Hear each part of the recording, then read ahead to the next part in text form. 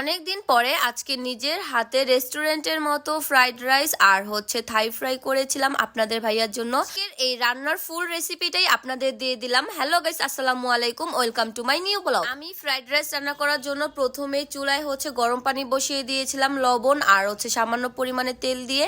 এরপর আমি পোলার চালগুলো এটার ভিতরে দিয়ে সিদ্ধ করে নিলাম। মানে আপনি যেরকমটা খেতে চান, বেশি সিদ্ধ করলে কিন্তু নরম হয়ে যাবে। আমি একদম হালকা সিদ্ধ করে নিয়েছিলাম, মানে ঝরঝরা থাকবে।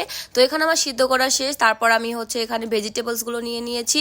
তো এখানে আমি আরো কিছু ভেজিটেবলস অ্যাড করেছিলাম, সেগুলো দেখানো হয় নাই।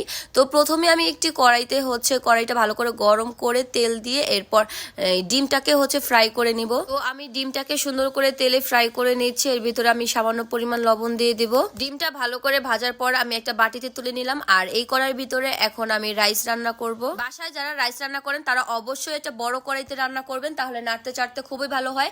এখানে আমার কড়াইটা গরম হয়ে গিয়েছে। এরপর আমি দিয়ে দিলাম পরিমাণ মতো তেল। এরপর দিয়ে দিলাম পেঁয়াজ কুচি। আপনারা কিন্তু অবশ্যই পেঁয়াজ কুচি দিবেন না, রসুন কুচি দিবেন। তো আমার পেঁয়াজ বেশি পছন্দ, তার জন্য আমি পেঁয়াজ কুচি দিয়েছি।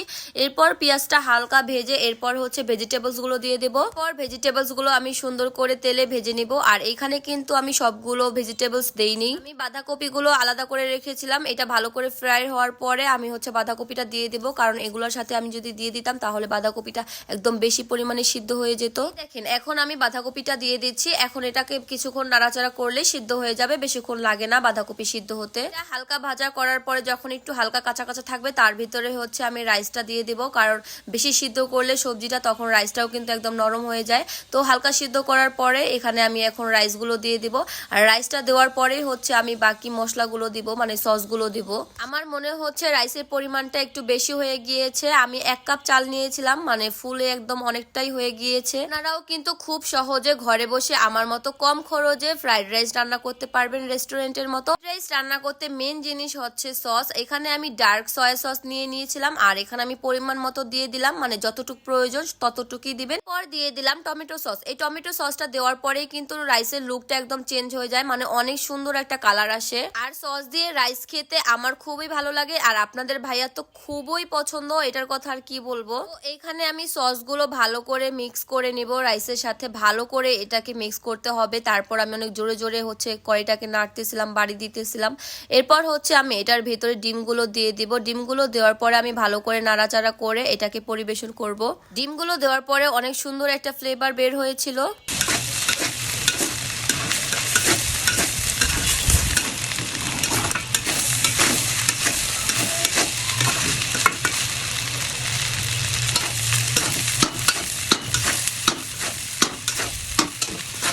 আপনারা যদি আমার মতো একটি বড় কড়াইতে রাইস রান্না করেন আর এরকম ভাবে রান্না করেন, মানে জোরে জোরে বাড়ি দিয়ে আপনার রাইসগুলো উল্টাতে হবে।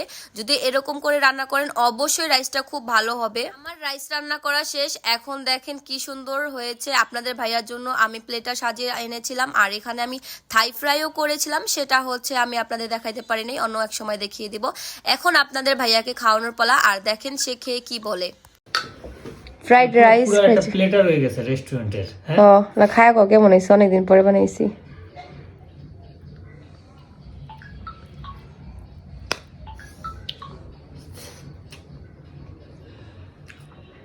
ভাই পুরো রেস্টুরেন্ট ফেল।